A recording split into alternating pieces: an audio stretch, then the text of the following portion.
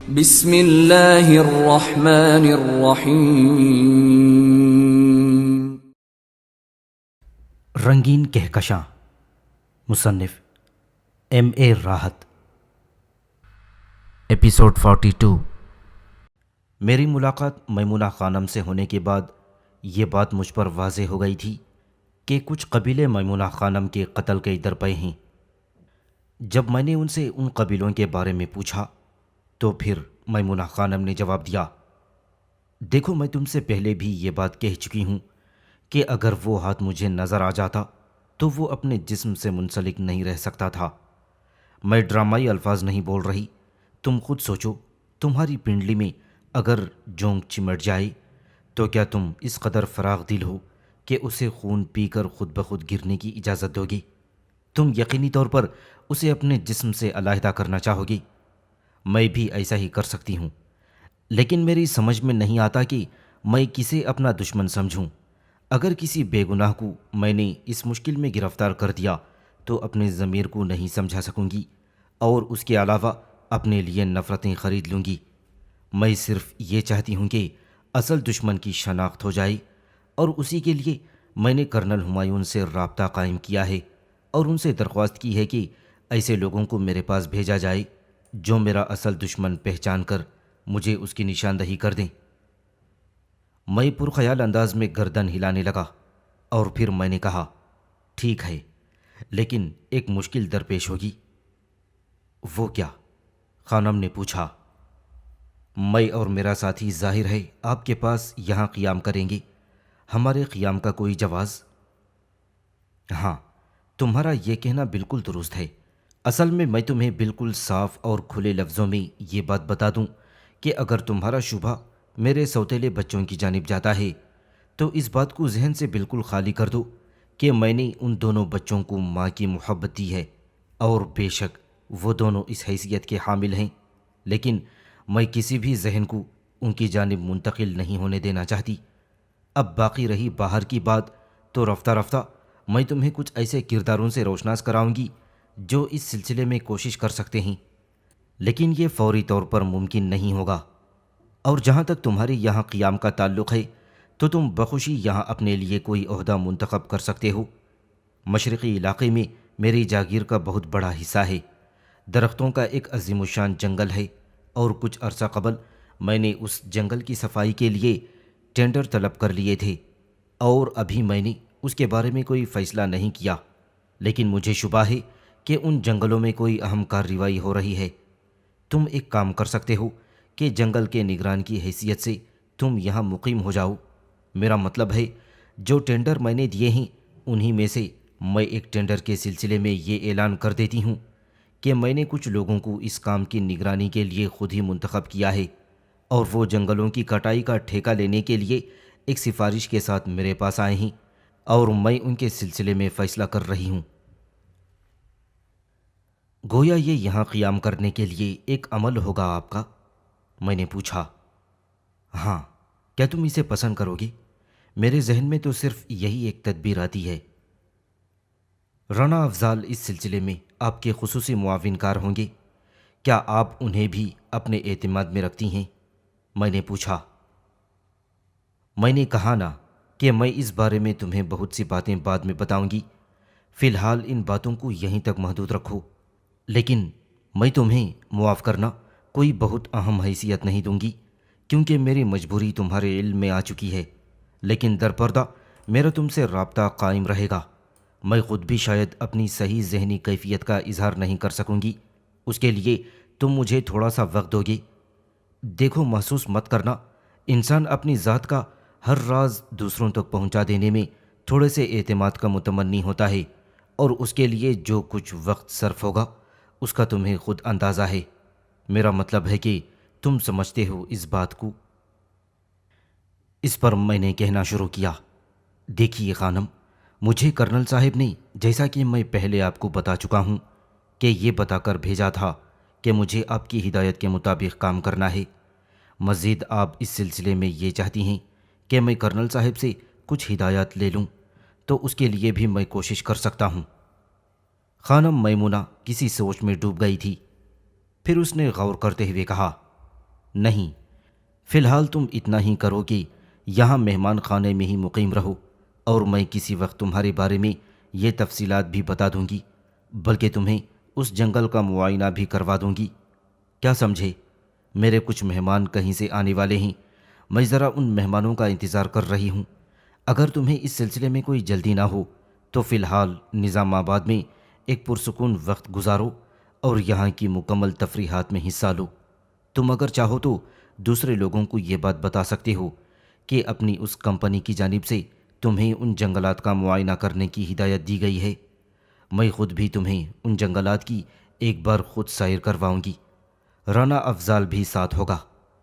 ہرچند کہ وہ مکمل طور پر قابل اعتماد آدمی ہے، لیکن پھر بھی اپنے راز اپنے آپ تک محدود ہونے چاہیے۔ ٹھیک ہے محترمہ، میں آپ کی ہدایت کے مطابق عمل کرتا رہوں گا۔ خانم میمونہ کی الجھی ہوئی شخصیت نے مجھے بالکل غیر مطمئن کر رکھا تھا، اور میں اس ملاقات میں ایک مکمل تشنگی محسوس کر رہا تھا۔ مجھے یوں لگ رہا تھا جیسے خانم میمونہ مجھے صحیح بات بتانے سے گریز کر رہی ہو۔ کیا قصہ ہے، کون کیا کر رہا ہے، کوئی صحیح صورتحال میرے علم میں نہیں آ سکی تھی، لیکن بہرحال ابھی جلد بازی بھی نہیں کی جا سکتی تھی۔ خانم میمونہ نے جتنا کچھ مجھے بتایا تھا اور جو پیشکشیں کی تھیں، فی الحال انہیں ذہن میں محفوظ رکھنا تھا اور اس کے بعد انتظار کرنا تھا۔ ہاں، اگر بعد میں کوئی اور صورتحال پیش آئی تو دیکھا جائے گا کہ جہاں تک معاملہ حسن فیروز کا تھا تو بہرحال وہ میرے لیے ایک بے مقصد انسان تھا۔ آج تک اس نے کوئی ایسا عمل نہیں کیا تھا جس سے یہ ظاہر ہو کہ مشکل موقعوں پر وہ میرا ساتھ دے سکتا ہے، لیکن بہرحال وہ میرا محسن تھا۔ میمونہ خانم نے جو مختصراً تفصیلات مجھے بتائی تھیں، ان کی روشنی میں نے پہلے یہ فیصلہ کیا کہ زرغام احمد کے بیٹے زیغم اور بیٹی رباب سے ملاقات کی جائے۔ بظاہر بات سادہ سی تھی اور اس سلسلے میں بہت سے معاملات سوچے جا سکتے تھے، یعنی یہ کہ یہ سارا چکر چل کیا رہا ہے۔ رانا افضال جو خانم میمونہ کی جائیداد کے معاملات سنبھالے ہوئے تھا، مستقل اسی حویلی میں مقیم تھا، اور مجھے اندازہ ہو رہا تھا کہ خاصی مستحکم حیثیت کا حامل ہے۔ یہ سارا جال جس طرح پھیلایا ہوا تھا، اس میں بس ایک چیز الجھاوے کا باعث تھی۔ اگر خود خانم میمونہ اپنے سوتیلے بچوں کو ان کے باپ کی دولت سے محروم کرنا چاہتی تھی تو پھر اس نے کرنل ہمایوں جیسے آدمی سے مدد لینے کی کوشش کیوں کی؟ بہرحال میرے اوپر کوئی پابندی تو تھی نہیں۔ میں نے اس سلسلے میں یہ سوچا کہ ان لوگوں سے ملاقات کر لی جائے، اور اس کے بعد میں کسی کو بتائے بغیر پہلے تو اس حویلے کے مختلف علاقوں کا جائزہ لیتا رہا اور یہ اندازہ لگاتا رہا کہ اگر میمونہ خانم کو قتل کرنے کی کوئی کوشش کی جائے تو اس کے راستے کون سے ہوں گے۔ پھر خاصی معلومات حاصل کرنے کے بعد زیغم کی رہائش گاہ کی جانب چل پڑا۔ حویلی کا اندرونی حصہ تھا، ایک دروازے کے دوسری جانب زیغم موجود تھا۔ زیغم نے میری دستک پر دروازہ کھولا، میں اندر داخل ہو گیا۔ کمرہ باہر سے تو بہت عمدہ تھا، لیکن اندر سے اس کی سجاوٹ بہت سادہ تھی۔ پھر اس طرح کی تصاویر لگی ہوئی تھیں جس سے زیغم کی مذہبی فطرت کا اندازہ بھی ہوتا تھا۔ مجھے دیکھ کر اس نے پورا اخلاق انداز میں گردن ہلائی اور بولا، جی کیا بات ہے، کون ہو تم؟ آپ سے ملنا چاہتا ہوں زیغم صاحب۔ ہاں بولو، میں شاید تم سے پہلی بار مل رہا ہوں۔ جی ہاں، ابھی کچھ وقت پہلے ہی مجھے یہاں ملازمت ملی ہے۔ اوہ اچھا، حویلی میں؟ جی بالکل۔ لیکن کس کام کے لیے آپ یہاں ملازم ہوئے ہیں؟ شکل و صورت سے تو آپ پڑھے لکھے آدمی معلوم ہوتے ہیں۔ بس محل کے اندرونی امور کی حفاظت میرے سپرد کی گئی ہے۔ تو اس کا مطلب ہے کہ خانم کو مزید باڈی گارڈز کی ضرورت تھی، اور وہ یہ محسوس کر رہی تھیں کہ اپنی برائیاں زیادہ عرصے نہیں چھپا سکیں گی۔ کیا مطلب؟ میں سمجھا نہیں زیغم صاحب۔ دیکھیے، اگر آپ باڈی گارڈ ہیں تو صرف اپنے فرائض سر انجام دیجیے۔ حویلی کے ذاتی معاملات جس حد تک آپ کو بتائے جائیں وہ آپ کے لیے کافی ہوں گے، اسی پر کام کیجیے۔ اور اگر جاسوس ہیں تو کھل کر مجھے بتائیے کہ کیا پوچھنا چاہتے ہیں آپ مجھ سے۔ آپ یقین کریں، میں نہیں جانتا تھا کہ آپ لوگوں کے ذہن میں کوئی ایسی بات آ سکتی ہے۔ اصل میں حویلی کے ذاتی امور کے تحفظ کے معاملے میں میری ذمہ داری یہ تھی کہ میں ہر شخص سے معلومات حاصل کروں، اپنی ڈیوٹی پوچھوں، لیکن آپ کے الفاظ مجھے عجیب سا احساس دلا رہے ہیں۔ بس جو تمہیں معاوضہ دے دوست، اسی کی گاہو، کیونکہ اسی میں تمہاری نوکری کا تحفظ ہے۔ صرف اتنا کہنا چاہتا ہوں زیغم صاحب کہ اس نوکری کے لیے مجبور نہیں ہوں اور ابھی تک ضمیر فروشی سے محفوظ رہا ہوں۔ آپ اگر انسانیت کے نام پر کوئی ذمہ داری میرے سپرد کرنا چاہیں تو میں شاید اس سے گریز نہ کروں۔ تعجب کی بات ہے، اس دور میں انسانیت کا تذکرہ کر رہے ہو۔ چلو ٹھیک ہے، ہمارے بارے میں کچھ معلومات ہیں۔ اسی وقت اندرونی دروازے سے ایک بہت ہی خوبصورت سی لڑکی ویل چیئر پر بیٹھی ہوئی ویل چیئر دھکیلتی اندر آئی اور مجھے دیکھ کر اس نے جلدی سے ویل چیئر کا رخ تبدیل کر لیا۔ آ جاؤ رباب، ہمارے مستقل ساتھی ہیں، یہ کہتے ہیں کہ ان کا ضمیر زندہ ہے۔ آؤ اس دور میں ایسے شخص کی زیارت کریں جو اپنی ضمیر کی زندگی کی بات کرتا ہے۔ آ جاؤ، کوئی حرج نہیں ہے۔ میں نے لڑکی پر ایک نگاہ ڈالی۔ بہت خوبصورت لڑکی تھی، چہرے پر بھی معصومیت ٹپکتی تھی۔ ویسے چہرے مہرے سے تو زیغم بھی برا جوان معلوم نہیں ہوتا تھا۔ لڑکی نے ایک نگاہ مجھے دیکھا اور پھر آہستہ سے بولی، کون ہیں یہ بھائی؟ زندہ ضمیر کے مالک، اور اگر واقعی زندہ ضمیر کے مالک ہیں تو شاید یہاں قیام نہ کر سکیں۔ ہم سے بھی اتفاق سے ملاقات ہو گئی ہے، بلکہ اس بات کے بھی امکانات ہیں کہ ان کی ہم سے ملاقات کرائی گئی ہو۔ خیر جناب، ظاہر ہے جو آپ نے کہا ہے وہی حقیقت سمجھی جائے گی، کیونکہ ہمارے پاس حقیقتوں کو تلاش کرنے کے ذرائع موجود نہیں۔ دیکھیں جناب، میں آپ سے پہلے بھی کہہ چکا ہوں کہ بے شک میں نے یہاں ملازمت کی ہے، لیکن یہ ملازمت میری بہت بڑی مجبوری نہیں ہے۔ میں متبادل ذرائع بھی اختیار کر سکتا ہوں۔ انسان انسان کے کام آتا ہے۔ اگر آپ کی کوئی خدمت کر سکوں گا تو مجھے خوشی ہوگی۔ ویسے جہاں تک آپ کی باتوں سے احساس ہوتا ہے وہ یہ ہے کہ یہاں صرف اپنی موجودہ کیفیت میں آپ خوش نہیں ہیں۔ بات اصل میں یہ نہیں ہے، بات صرف یہ ہے کہ میں فطرتاً اس دنیا سے پیچھے رہ گیا ہوں، حالانکہ دنیا کچھ اور سکھاتی ہے، بتاتی ہے اور سمجھاتی ہے کہ صورتحال کو اس انداز میں دیکھو اور سمجھو جو تمہیں اس دنیا میں جینے کے گر سکھائے۔ میری بہن کا بھی یہی خیال ہے کہ میری کمزوریاں دوسروں کو قوتیں بخشنے کا باعث بن گئی ہیں، اور اب آپ یقین کر لیں جناب کہ اب ہم حویلی کے قیدی بن گئے ہیں۔ بہت کڑی نگاہ رکھی جاتی ہے ہم پر، اسی لیے تو میں حیران ہوا تھا کہ ایک اجنبی اتنی آسانی سے ہم تک کیسے پہنچ سکتا ہے۔ اب یہ کہا جا سکتا ہے کہ آپ شاید ہمارے اندرونی خیالات جاننے کے لیے یہاں بھیجے گئے ہیں، حالانکہ ہم نے اپنی کیفیتیں کسی سے نہیں چھپائیں اور کھل کر ہی بات کی ہے، لیکن بات کرنے کے مواقع بھی تو ملیں۔ بس ایک سوال کرنا چاہتا ہوں آپ سے۔ میں نے کہا، جی فرمائیے۔ آپ یہ بتائیں کہ کیا آپ کو خانم میمونہ سے شکایات ہیں؟ جواب میں وہ تلخی سے مسکرایا اور پھر بولا، آپ کا کیا خیال ہے؟ ہم خان زرغام کے بیٹے ہیں اور یہ میری بہن رباب خانم۔ میمونہ ہماری سوتیلی ماں ہیں، اور اپنے طور پر یوں سمجھ لیں کہ خانم زرغام کی تمام جائیداد وغیرہ کی مالک، ساری جاگیر ان کی ملکیت ہیں۔ ظاہر ہے دنیا میں جو مثالیں دی گئی ہیں وہ غلط تو نہیں ہوتیں، یعنی زر، زن، زمین، اس کے لیے انسان اپنی بہت سی اقدار کھو دیتا ہے اور وہ سب کچھ کرنے لگتا ہے جو اسے نہیں کرنا چاہیے۔ اگر آپ سمجھدار ہیں تو خود ہی حالات کو سمجھ سکتے ہیں، اور اگر سمجھدار نہیں بھی ہیں تو ظاہر ہے آپ کو سمجھا کر بھیجا گیا ہوگا۔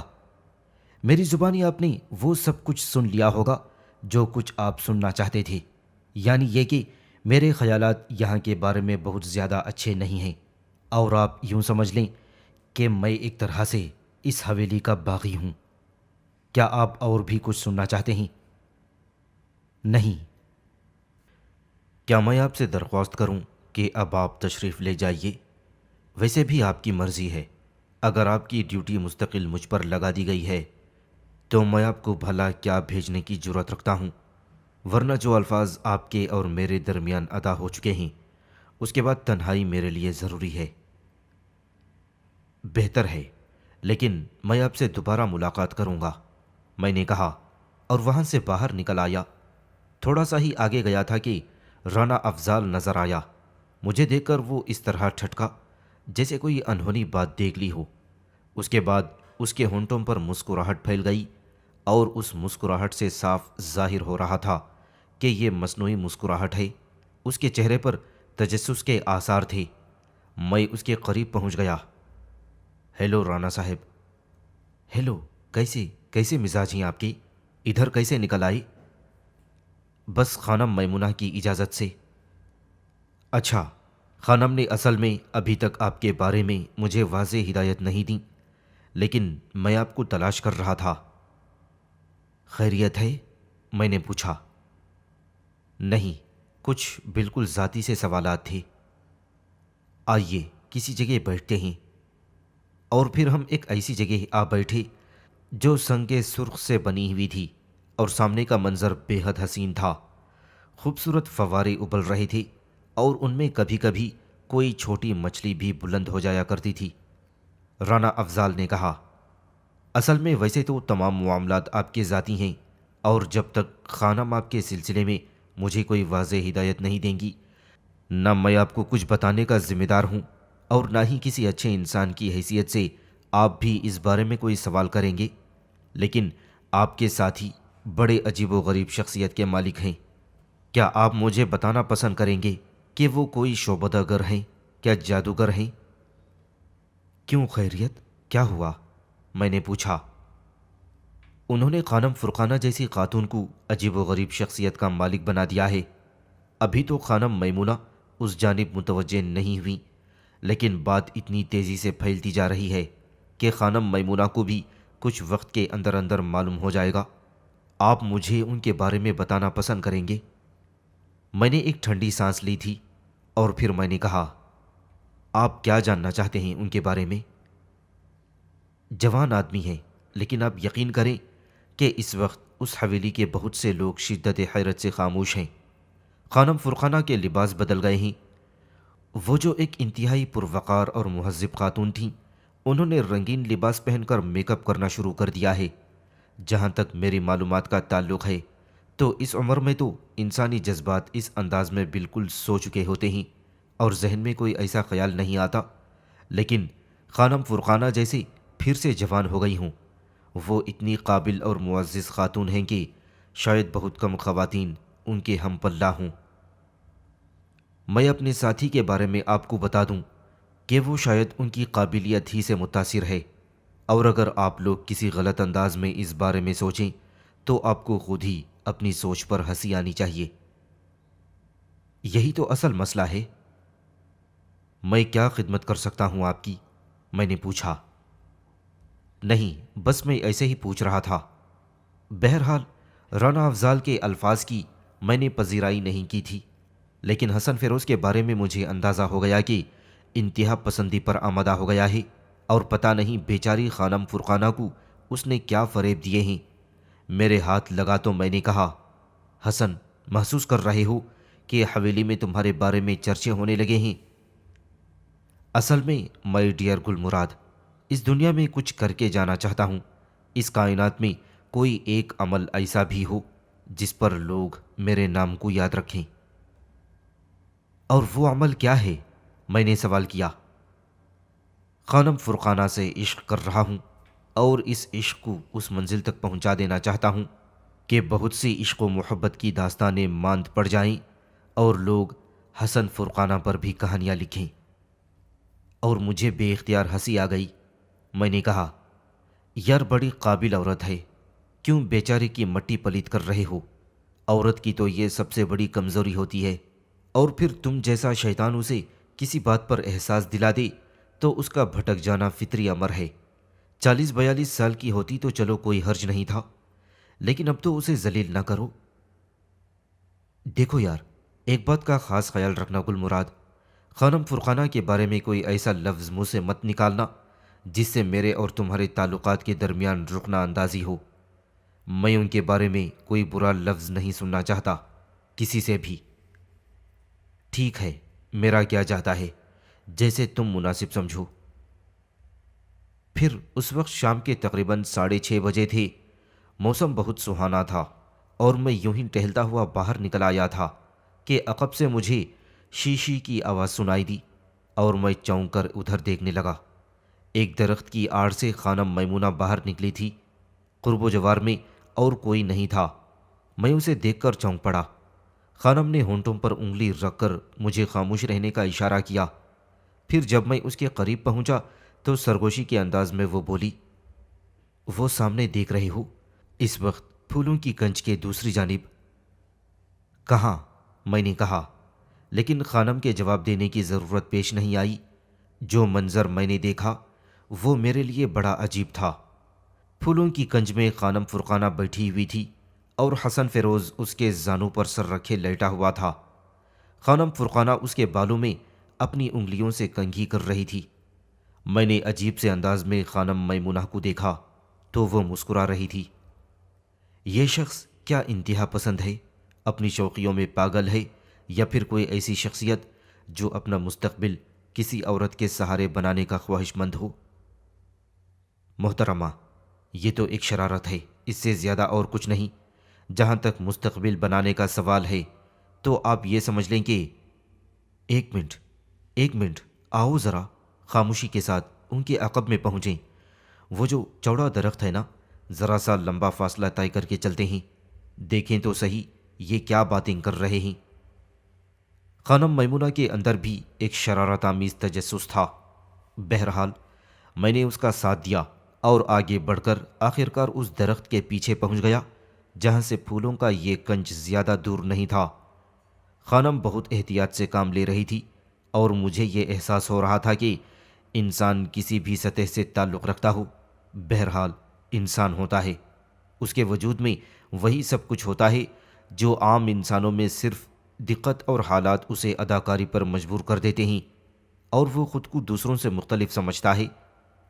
خانم اس وقت اسی کیفیت کا شکار تھی اور مجھے بستی دو آبا یاد آ رہی تھی جہاں کبھی بچپن میں میں اپنے دوستوں کے ساتھ آنکھ مچھولی کھیلتا تھا۔ دوسری طرف حسن فیروز اپنے جوہر دکھا رہا تھا۔ ہم نے ان کی آوازوں پر کان لگا دیے۔ حسن فیروز اور فرقانہ دنیا سے بے نیاز ایک دوسرے میں کھوئے ہوئے تھے۔ فرقانہ کہہ رہی تھی، تم دنیا سے کٹ کر رہ جاؤ گے حسن، جدھر جاؤ گی تم پر انگلیاں اٹھائی جائیں گی، لوگ تمہارا مذاق اڑائیں گے، بالکل اسی طرح جیسے تم اتنی سنجیدگی سے میرا مذاق اڑا رہے ہو۔ حسن اچانک ہی اس کے زانوں سے اٹھ گیا اور اسے دیکھتا ہوا بولا، کیا تم اب بھی اسے شرارت سمجھتی ہو میری زندگی؟ میں نے بے اختیار خانم میمونہ کو اپنے منہ پر ہاتھ رکھتے ہوئے دیکھا تھا جیسے وہ ہنسی روکنے کی کوشش کر رہی ہو۔ شرارت، 100% شرارت۔ ارے پاگل آدمی، کیا میں اس عمر میں ہوں کہ میں تجھ سے عشق کرتی رہوں؟ یہ بتاؤ وہ کیا طریقہ کار ہو سکتا ہے جس کے تحت میں تمہیں یہ یقین دلا دوں کہ میں تم سے محبت کرتا ہوں، تم سے شادی کا خواہش مند ہوں؟ بتاؤ وہ کیا طریقہ کار ہو سکتا ہے؟ مارے جاؤ گے، دیکھو بے موت مارے جاؤ گے۔ میں خانم میمونہ سے کہہ دوں گی کہ تم مجھ سے کیا کہہ رہے تھے۔ اگر خانم میمونہ آپ کی سرپرست ہیں اور ان سے کہنے کے بعد میرا یہ مسئلہ حل ہو سکتا ہے تو مجھے اجازت دو میں خانم میمونہ کو اپنا حال دل سنا دوں۔ پاگل آدمی، خانم نے مجھے یہاں بہت ہی اہم مسئلے کے لیے بلوایا ہے، میں تمہیں اس کے بارے میں ایک لفظ نہیں بتا سکتی۔ اس کے بعد میں واپس ڈنمارک چلی جاؤں گی۔ میں وہاں کی مستقل شہریت رکھتی ہوں اور وہاں کے لوگ مجھے ایک عمر رسیدہ پروفیسر کی حیثیت سے جانتے ہیں۔ اگر میں تم سے شادی کا ڈھونگ رچا کر تمہیں وہاں لے بھی جاؤں تو تمہیں وہاں کی شہریت نہیں مل سکتی، کیونکہ لوگ یہی سمجھیں گے کہ تم نے مجھ سے صرف وہاں کی شہریت حاصل کرنے کے لیے شادی کی ہے۔ کیا فائدہ ہوگا اس حماقت سے تمہیں؟ بولو، صرف بے وقوف بنو گے لوگوں کی نگاہوں میں۔ نہ کرو پلیز، ایسی حماقت کی باتیں مت کرو۔ بس اب ہوش میں آ جاؤ، خوب تفریح کر چکے ہو اور اچھی طرح بدنام کر چکے ہو تم مجھے۔ لوگ چھپ چھپ کر ہمیں دیکھتے ہیں، ہم پر ہنستے ہیں۔ کہہ چکی ہو؟ حسن فیروز نے انتہائی سنجیدگی سے کہا۔ ہاں میں کہہ چکی ہوں، اگر تمہاری سمجھ میں آ جائے تو پھر سنو، اگر خانم میمونہ کو شادی کے لیے تیار کر سکتی ہو میرا مطلب ہے میری اور اپنی شادی کے لیے تو یہ فرض جتنی جلدی سر انجام پایا جائے بہتر ہے۔ ایک بات ذہن نشین کر لو، شادی بھی کر لوں گی تم سے، لیکن اس کے بعد تم مجھ سے ایک لمحے کے لیے منحرف ہوئے تو میری عمر تو پوری ہو چکی ہے، تمہیں گولی مار کر خودکشی کر لوں گی۔ کیا سمجھے؟ مجھے تو خیر کوئی دکھ نہیں ہوگا، لیکن تم جوان موت مارے جاؤ گے۔ یہی تو میری خواہش ہے کہ مارا جاؤں تو تمہارے ہاتھوں سے، اور لوگ تذکرے کرتے رہیں۔ میں ان لوگوں میں اپنا نام چاہتا ہوں جو شہید محبت کہلائے۔ تب تم میری طرف سے جہنم میں جاؤ، اب میں چلتی ہوں۔ ارے ارے، مجھے جہنم میں تنہا چھوڑ دیں گی ڈیئر فرقانہ؟ بور مت کرو، بہت ہو گئی، بس بہت ہو گئی۔ پھر ہم لوگوں نے ان کو جاتے ہوئے دیکھا۔ خانم میمونہ بے اختیار ہنس پڑی تھی، پھر اچانک اس طرح خاموش ہو گئی جیسے انہیں احساس ہو گیا کہ کم از کم اسے کھلنڈرے پن کا مظاہرہ نہیں کرنا چاہیے تھا، اور پھر اس نے اپنے چہرے کو ایک دم خشک بنا لیا اور بول پڑی، یہ تمہارا ساتھی کیا احمقانہ حرکت قائم کیے ہوئے ہے؟ کیا کر رہا ہے یہ، اور کیا چاہتا ہے؟ جو کچھ وہ چاہتا ہے آپ نے دیکھ لیا اور سن لیا ہے۔ کیا یہ پاگل پن کی بات نہیں؟ کیا کہہ سکتا ہوں خانم؟ تم یہاں میرے کام سے آئے ہو یا صرف شرارتیں کرنے کے لیے؟ کرنل ہمایون کو اگر آپ صرف وقت گزارنے والی ایک شخصیت سمجھتی ہیں تو پھر آپ کو حق ہے کہ میرے بارے میں بھی جو دل چاہے سوچ لیں اور سمجھ لیں۔ بھائی بڑی عجیب بات ہے، بہت ہی عجیب، ہنسی بھی آتی ہے اور ایک عجیب سا احساس بھی ہوتا ہے۔ تمہیں پتہ ہے کل یا پرسوں تک میرے کچھ مہمان آنے والے ہیں، بڑی معزز شخصیتیں ہیں اور میرے لیے بڑی اہمیت کی حامل۔ اصل میں اس وقت عجیب الجھن کا شکار ہو گئی ہوں۔ جیسا کہ میں نے تمہیں حقیقت بتائی کہ کچھ لوگ میرے خلاف پراسرار سرگرمیوں میں مصروف ہیں۔ وہ کون ہیں اور کیا چاہتے ہیں تمہیں اس کا اندازہ لگانا ہے، لیکن یہاں نیا ایک کھیل شروع ہو گیا۔ خیر، زندگی کی دلچسپیوں سے میں بھی منہ نہیں موڑ سکتی۔ کیا خیال ہے ان دونوں کی شادی کر دی جائے؟ جی، میں حیرت سے آنکھیں پھاڑ کر رہ گیا۔ اگر یہ لڑکا خود کو بہت زیادہ ذہین سمجھتا ہے اور انتہا پسندی پر آمادہ ہے تو میں بھی اسے انتہا تک پہنچا کر ہی رہوں گی۔ یعنی کیا کریں گی آپ؟ دیکھتی ہوں، بلکہ میں خانم فرقانہ سے پوچھوں گی کہ یہ کیا قصہ ہے۔ اگر آپ مناسب سمجھیں تو مجھے بھی اپنے ساتھ رکھیں، میں نے کہا، اور خانم میمونہ مجھے دیکھنے لگیں اور پھر بولی، ٹھیک ہے، ان سے ملاقات کریں گے۔ ویسے تم نے اپنا کام کا آغاز کر دیا ہے؟ جی ہاں، میں جائزہ لے رہا ہوں اور میری ملاقات ان دونوں سے بھی ہو چکی ہے۔ زیغم اور رباب سے؟ جی بالکل، میں نے جواب دیا، اور خانم میمونہ کے چہرے پر عجیب سے تاثرات پھیل گئے۔ اس نے ٹٹولنے والی نگاہوں سے مجھے دیکھا اور پھیکی سی مسکراہٹ کے ساتھ بولی، ظاہر ہے میں تمہیں اس سے منع نہیں کر سکتی تھی، اور یہ بات بھی میں جانتی ہوں کہ ان کی زبان پر میرے لیے زہریلے الفاظ کے علاوہ اور کچھ نہیں آ سکتا۔ اگر میری اپنی زندگی بھی انہیں دے ڈالوں تو وہ کبھی نہ تو میری تعریف کریں گے اور نہ مجھ پر یقین کر پائیں گے۔ یہ رشتہ ہی ایسا ہوتا ہے۔ ویسے آپ کا کیا خیال ہے خانم؟ کیا وہ لوگ آپ کے مخالف نہیں ہو سکتے؟ میرے سوال پر خانم دیر تک خاموش رہی، پھر اچانک ہی اس کا موڈ بدل گیا۔ کون کیا ہو سکتا ہے؟ اگر میں اپنی زبان سے ہی ساری باتیں تمہارے گوشے گزار کر دوں تو معاف کرنا، تمہارے یہاں آنے کا مقصد کیا رہ جاتا ہے؟ دیکھو، میں تمہیں اپنے کچھ دشمنوں کے بارے میں بتا چکی ہوں، اور کرنل ہمایون سے میں نے یہی کہا تھا کہ میرے خلاف ہونے والی سازشوں کا پتہ لگائیں۔ کرنل نے یہ بات تسلیم کر لی ہے۔ اصل میں کرنل بھی بہت گہرے اور عجیب آدمی ہیں۔ میں تمہیں وقت سے پہلے کچھ نہیں بتانا چاہتی۔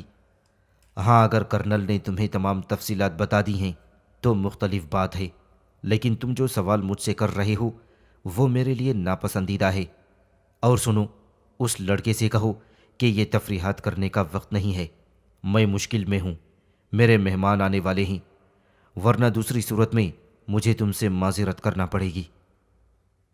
اور میں الجھے ہوئے انداز میں اسے دیکھنے لگا، اور پھر میں نے کہا، وہ دونوں آپ کے بارے میں اچھے خیالات نہیں رکھتے، جہنم میں جائیں، اسے زیادہ میں ان کے لیے اور کچھ کر بھی نہیں سکتی۔ اگر وہ میرے بارے میں اچھے خیالات نہ رکھ کر مجھے نقصان پہنچانے کی کوئی کوشش کرنا چاہتے ہیں تو ٹھیک ہے، میں بھی اس کوشش کا خیر مقدم کروں گی۔ اوکے۔ اب اس کا موڈ واقعی بہت زیادہ خراب ہو گیا تھا۔